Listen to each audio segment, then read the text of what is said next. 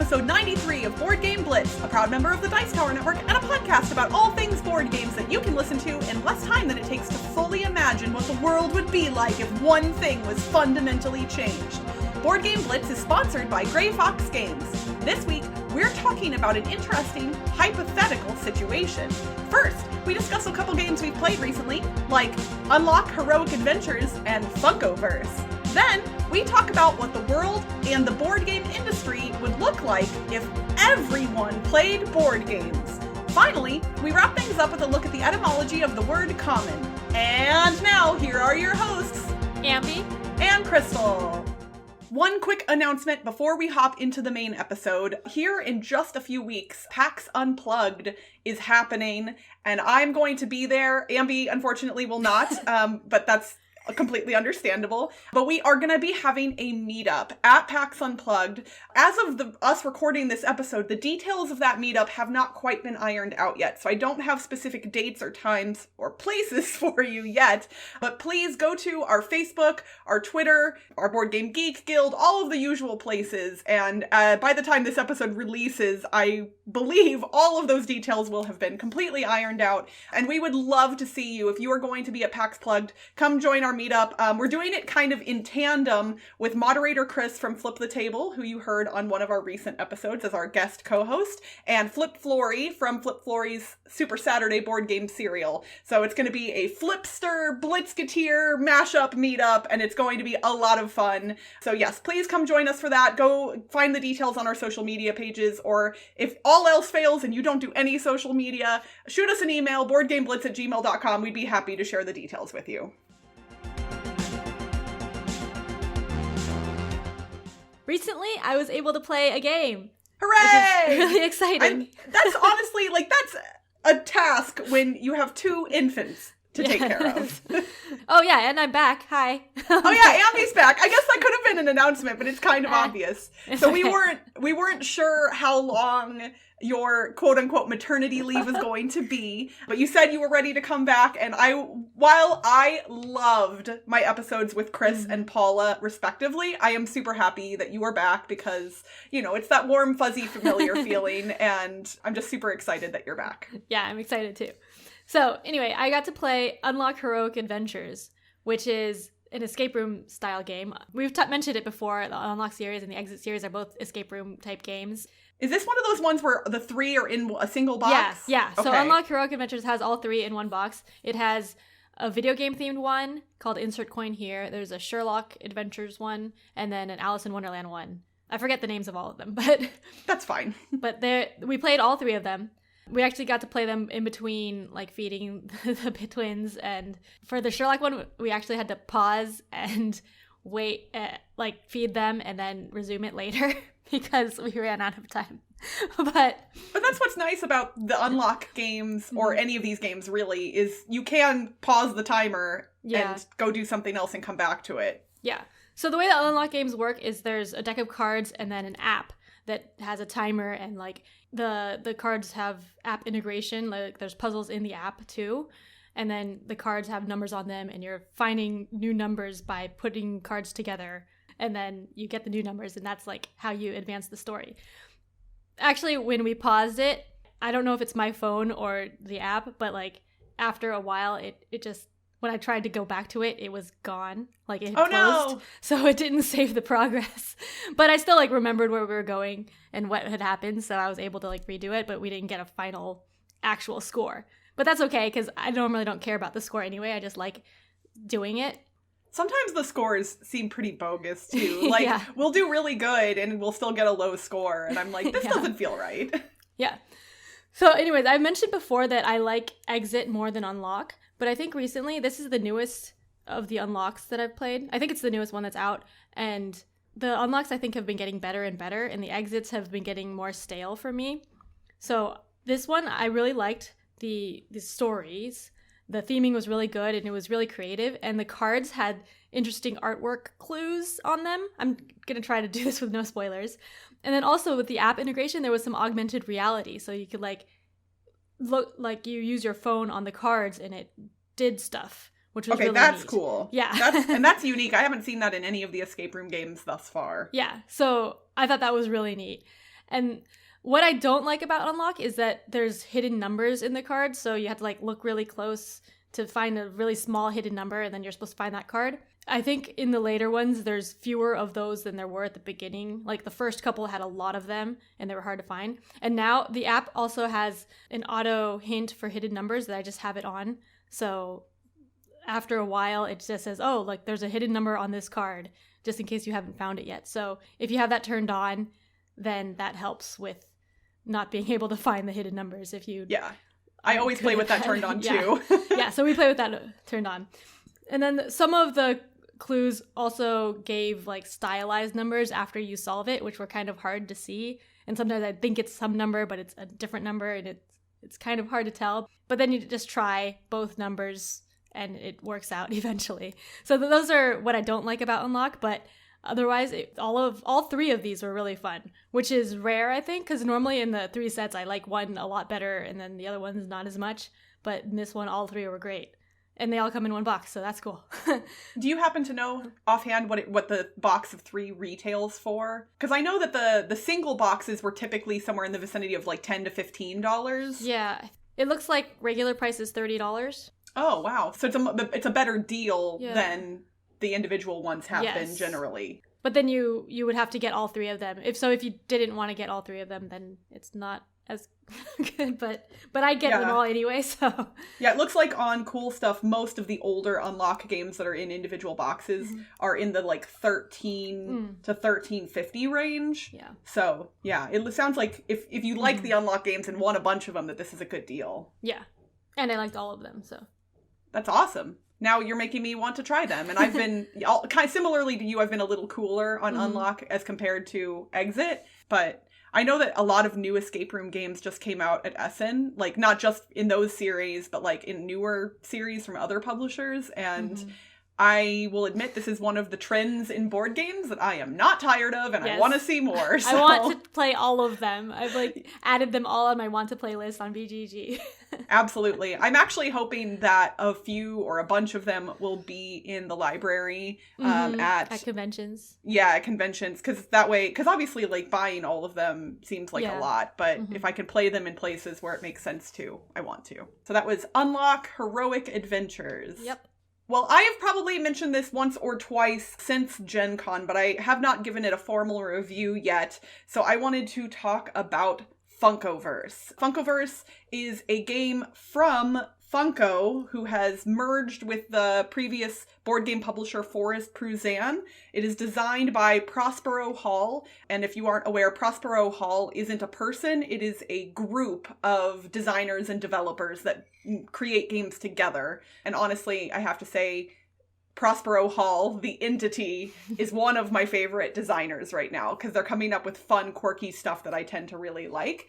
Published just in 2019 here. It actually released formally, I think at this point now, when this episode releases, it will have been about a month and a half ago. And you can kind of get it anywhere. I think it's in mass market stores, it's online, it's all over the place. So Funkoverse takes the Funko Pops that everybody knows and loves, those little plastic figurines with the big heads, shrinks them down a little bit and puts them into a board game. It is kind of a skirmish style, dudes on a map style game, but simplified and not dumbed down, but made a little bit more accessible than a lot of games that are in this style. So each player controls a team of people, and currently available, there are DC Comics heroes, there are Harry Potter characters, there are Golden Girls, there's Rick and Morty, but they have more coming, and they have teased that Back to the Future is one of their upcoming sets,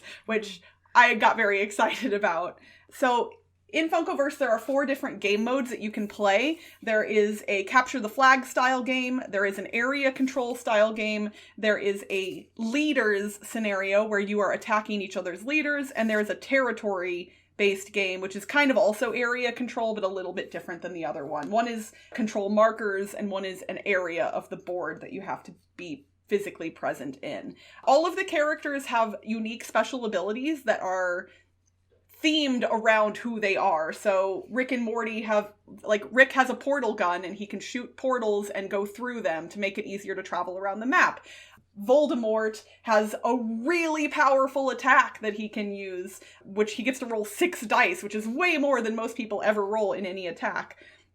But the neatest part about this game is the action cooldown track. Each player has a cooldown track that goes from 4 to 1, and whenever you use an item or an ability, based on the strength of that item or ability, a token of yours will go to the cooldown track, and you won't get that token back until the number of rounds has passed based on where it is on the board. So if you have to put it on the 4, it'll take 4 rounds before you get that token back. So if you have an ability that uses a specific type of resource token, once you spend it, you can't use that ability until you have that resource again. So it makes it so when you do your most powerful things, you can't do them again right away. And it works the same way for items and even your characters. If your character gets knocked out, it goes to your cooldown track as well. So it can't just jump right back in the fight, which makes it a little bit more fair, so to speak. This game is what I would call a perfect next step game.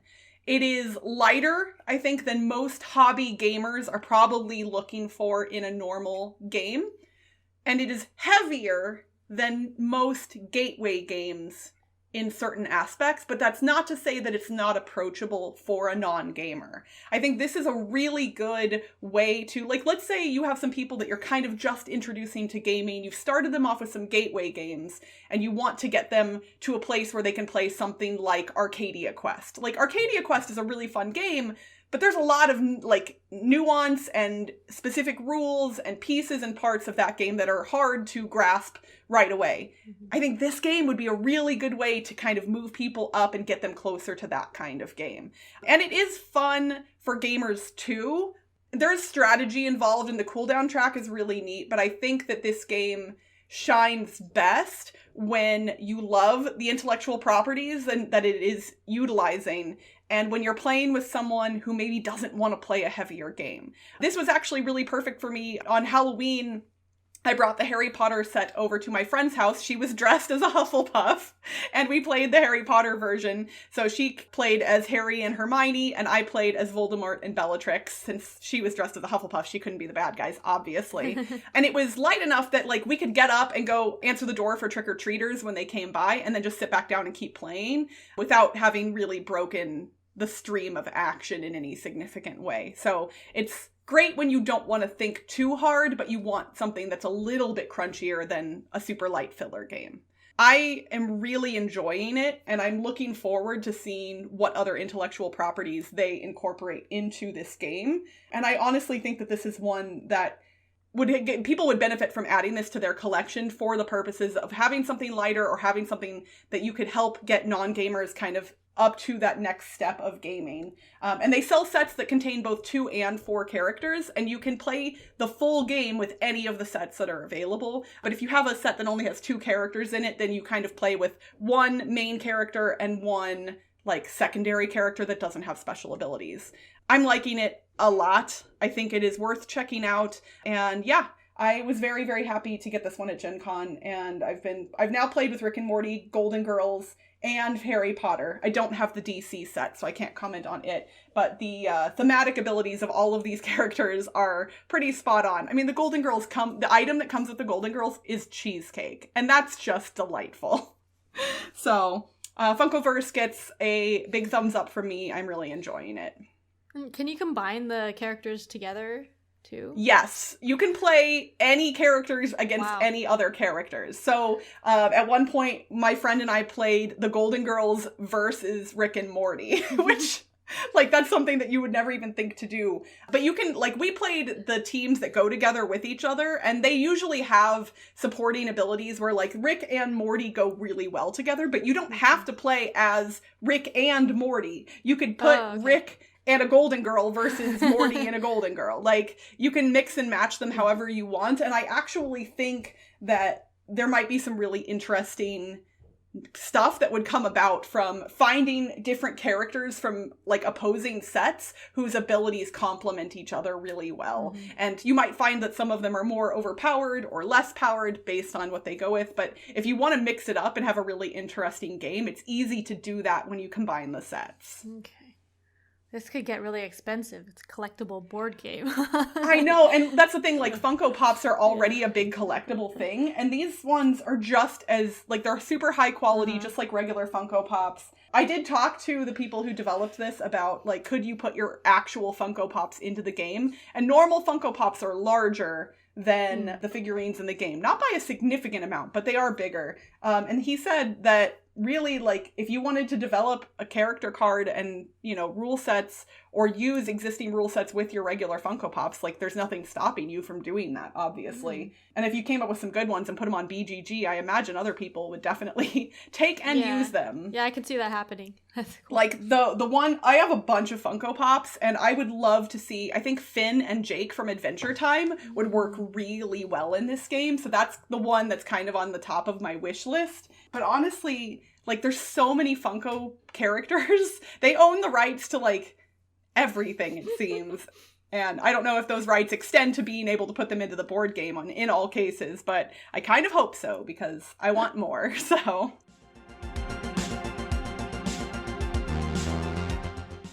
So when Ambie told me that she was ready to come back, I threw a hypothetical question at her that I said I wanted to discuss in this week's episode. We don't usually do these kind of, like, cerebral what-if scenarios, but I asked, what would the world be like if everyone played board games?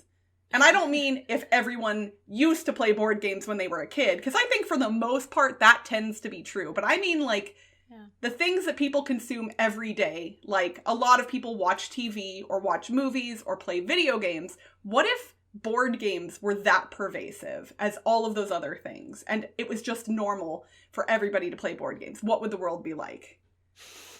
And I'm really bad at answering these. Well, but I think it's an interesting discussion point for us to have. So when I asked this, what ran through your head, if anything? Well, what ran through my head first was video games, because you mentioned that, like, everyone plays video games now, which didn't used to be the case. So not at all, in fact. Yeah, video games used to be pretty niche. For a variety of reasons, including price point and availability and the ways in which you could play video games. Yeah. And so I think that could be similar to board games.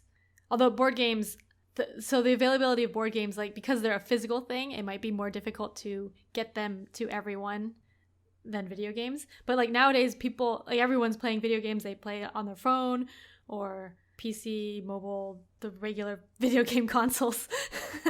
But yeah, so there's tons of types of video games, all different types for everyone, because some people like puzzle games, some people like, what other types of games are there? Like action games or racing, fighting games. Yeah. Rhythm games. Oh, yeah. Like, and what's interesting is I bet if you asked somebody like my mom, you know, do you play video games? I think her answer would be no, because I think when people think of video games, a lot of people still kind of think of console gaming specifically or computer gaming.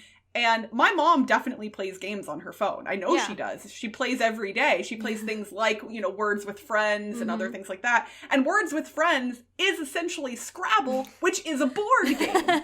So, like, does my mom play board games every day? Kind of, yes. I don't know if she would say that, but, like, she does, technically. And I think there are a lot of people. I looked up some stats online. And when I looked up the percentage of Americans who play video games, I found some kind of I didn't find some solid stuff, but it seems somewhere in the vicinity of 65 to 70% of Americans specifically play video games on at least one type of device. And I would imagine that number sounds a little bit lower than I expected, but when I thought about it, I think the elderly and young children perhaps are probably not going to be playing games either because they can't or, you know, they don't want to. So I think 70% is a pretty large number, and that does seem pretty accurate. Yeah. 50% of our household plays video games. Because your baby's not quite playing games yet. But yeah, also people saying that they don't play video games even when they do. I think that could happen with board games too. Because I know a lot of people would say they're not board gamers, but I've played board games with them. So like a lot of my coworkers, they say, oh, we don't play games, but then we would play games with them for like at lunch or for team building events or something. Like we had a big Codenames event where everyone was playing Codenames. We had like a Codenames tournament type thing.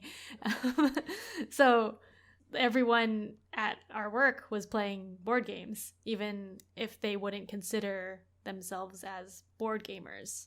Well, and I think a lot of people play board games casually and don't realize that like what you and I think of as the board game industry exists at all. Mm-hmm. Like a lot of people who play board games don't even know that Board Game Geek exists as a website. They've just never thought to look at it. And I used to be one of those people. When I started playing hobby games in 2007, Board Game Geek already existed, and I was playing like hardcore hobby games like Puerto Rico and things like that were right at the top of the lists, and I had no idea that Board Game Geek existed because I didn't even think to go looking for it. I loved playing games. I was playing every week, and I just didn't even know that there was this larger community. And obviously since 2007 the community has grown significantly. But, like, it's funny because it seems like, to us, those of us in the industry, that board games are a huge deal. But really, in the grand scheme of things, at least here in America, and obviously you and I are speaking from our experience here in the States, I know things are different overseas, especially in countries like Germany, where board games are more culturally pervasive. But here, most adults don't play board games regularly. It's more of like a casual thing or a party thing or a thing that they think of as, oh, I did that when I was a kid, but I don't anymore. But I think they're getting more mainstream than they used to be, because I always expect people not to play board games, and then we just meet, like, when we meet people, they're like, oh, I love board games too. And so it's like, oh, okay, cool. so like, I don't expect that. But there's more people that are playing them than I expected. That's true. Like, I've usually kind of diverted to that, when people ask what I do for hobbies and I say board games, I used to kind of have to be like, to do the traditional, no, not exactly, Monopoly and Scrabble. And now when I give that type of answer, they kind of look at me strangely because they do know what hobby games are. They know that they exist, even if they aren't consuming them regularly. So I think we've definitely moved to a place where knowledge about board games is increasing. And the number of players playing them is obviously increasing too, but that hasn't gone up quite as much as far as I can tell. So what would be different if everyone were playing games? What in the industry, outside of the industry, what functional things about society would be different if everyone was playing games? So there would be a lot more board games. That's true. Yeah, like just and it's funny because we in the industry think there's so many, there's thousands releasing every year, but it would be even more if everyone was playing them. I guess manufacturing of board games would be a bigger industry. That's very true. And I think a lot of publishers have struggled because a lot of them want to be able to manufacture things, here in the States if they are located in the States, and often have to get stuff manufactured overseas because the infrastructure just doesn't exist here in the States to get things manufactured at that large of a volume. And I know that that's a bummer for people. A lot of people want, if you live in America, you want things that were produced here in America in some instances, and that's not often easy to do. And maybe there would be a lot of variety of pricings of games too, because, or like print and play, a lot of those, there already are a good amount of print and play games, but maybe that would be more pervasive for people who can't afford like buying a whole board game. Then they can do like a print and play or like a write and play. Yeah, well, and especially like as devices like 3D printers become more popular too, like it's not even, when you say print and play, I think it used to be literally just printed paper components, but a lot of people own 3D printers now and could theoretically print their own miniatures. Like, they might be obviously not quite as detailed or fancy as the ones that you would get in a full production copy of a board game, but it does, like, if you wanted to print a chess set today, a lot of people would just be able to do that. Or you can even, like, public libraries and universities often have 3D printers that you can kind of rent out and use. So it feels like that kind of thing would definitely be more available too. Yeah, and they'd have board games at those places too. Very true. I think that's a good point. I think there would be more physical locations where board games are sold or the playing of board games was encouraged in a more like friendly way. Because I think right now a lot of board gamers will go to a restaurant or a bar or a brewery or a coffee house to play games. But I imagine if everyone was playing games, that there might be more dedicated spaces that lend themselves to those things. So instead of being crammed on a tiny table at Starbucks, there might be some larger tables to kind of facilitate that kind of thing. Mm-hmm. Board game cafes and board game libraries. It would be really cool to have a board game library where you can check out board games for free. That would be awesome. I mean, I know some regular libraries have started adding board games to their collections, and I think that's a really neat way to make the hobby more accessible to people who can't afford to purchase games on their own. Mm-hmm. Speaking of accessibility and price points, I think if more people played games, and therefore print runs of games were inherently larger, the cost of games could go down as well, because with anything, when it comes to manufacturing, generally, the more you make, the lower the cost is for each individual item, therefore lower cost to produce, lower cost on the end for the consumer as well. So those $60 price point games that we've kind of, I think, gotten used to, like when I think of a standard board game price for like a large game, $60 is where my brain goes. I imagine that might get closer to $50 or even $40 if they were able to be produced on a larger scale. And honestly, I think if board games were more pervasive and everyone was playing them, I don't want to say it would help with world peace, because that feels a little bit too big, but I honestly think it would help reconnect people in ways that we're not currently connecting with people. I think the internet has made the world a much smaller place. I kind of discussed that with Paula in our last episode a little bit. But I think we have lost the face-to-face connections to some degree. And it is really neat to be able to connect with people over the internet. And I value and treasure the connections I've made with people online.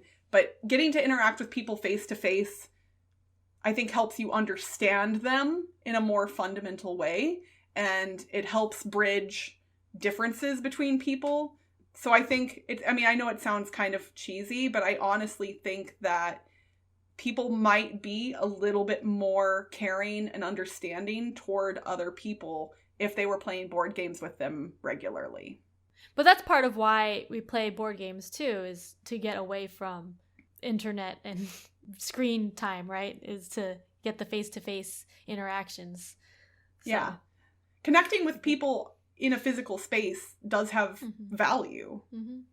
And a lot of the ways in which adults interact with people together, like when I became an adult, it kind of, you hit this point where you're like, how do I make friends? Yeah. You either make friends at work or go where else? Out like to a bar or something, which right, I don't like that's doing. The thing. No, I'm the same way. When I was younger, in my early 20s, that was fine. But a lot of adults don't necessarily enjoy drinking. And so a bar, while good for social interactions, if you aren't a drinker, can be pretty awkward. And yeah, like you don't go hang out at a coffee shop to meet strangers. Like that doesn't, I guess you could, but might be a little awkward.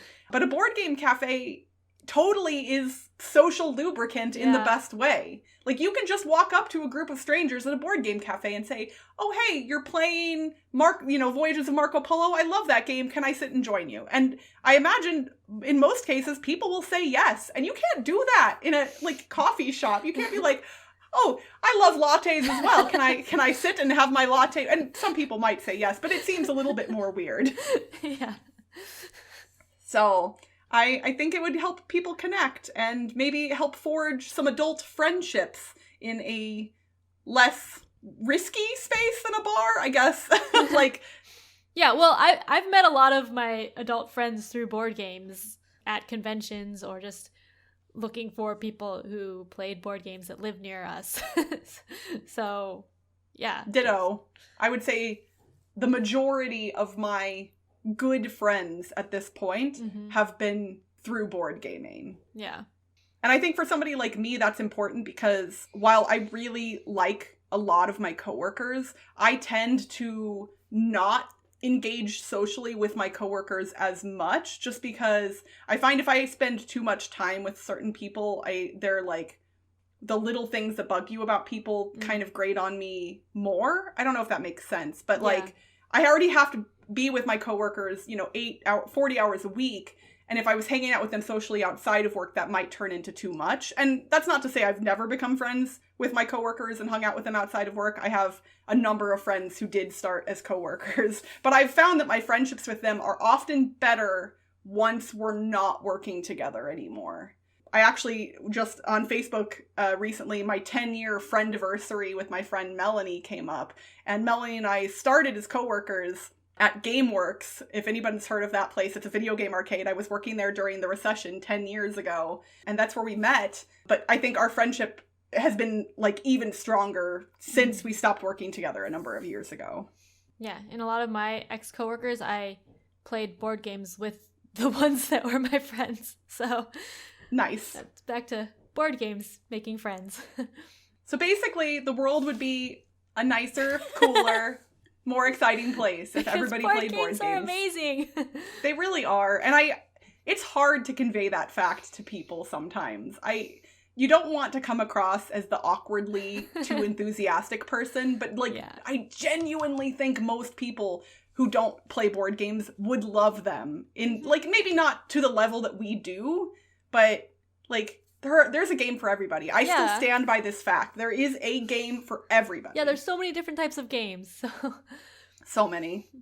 So, yeah, that's gonna be it for this. I would love to hear our listeners' thoughts on this topic. Like, genuinely, I want to know what we missed, what you all think would be different about the world or better about the world if everybody was playing board games. So please head over to Twitter, Facebook, Instagram, or our Board Game Geek Guild. Find the tweet, post, or thread about this episode and give us your feedback. Let us know what you think because I really want to hear your all's thoughts. And if we get some really interesting comments, maybe we can even share those at the top of the next episode because I think that this is a topic that is pretty deep and there's definitely some nuance that we weren't able to get into in our short episode length.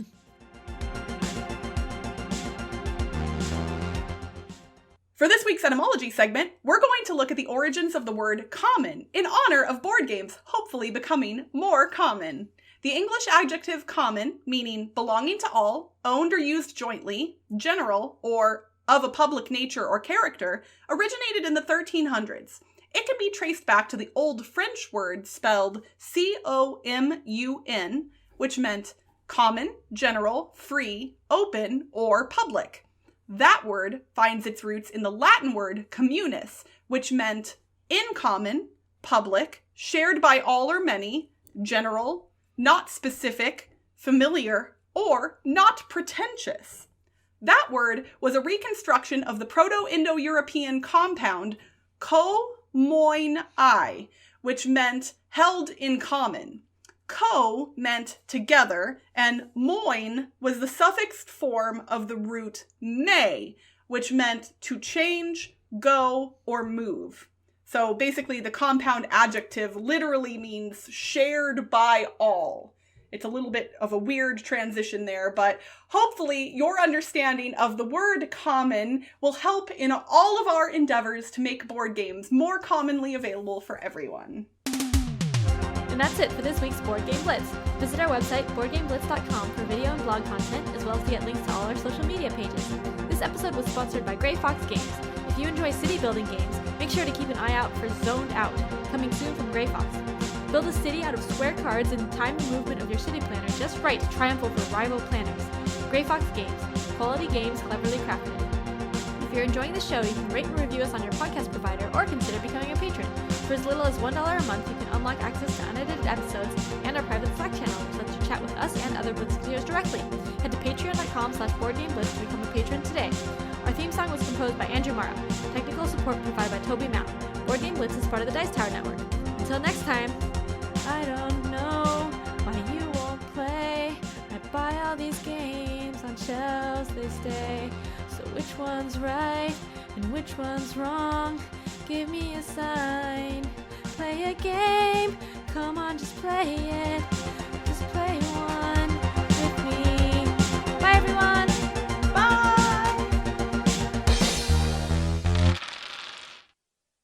Owned or used. Okay, I'm just going to start over entirely so you don't have to, because I already, yep. It's time for this episode's alliteration puzzle. Last episode, when I was with Paula, we asked you to retheme a game about painting beautiful landscapes for baby cats who act a little bit wacky. What game was that, Ambie? That was Kooky Kitten Kanagawa.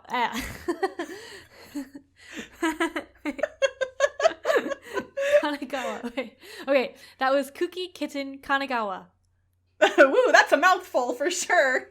All right, this episode, we are asking you to retheme a game about preventing bombs from blowing up for emergency responders who don't like many types of food.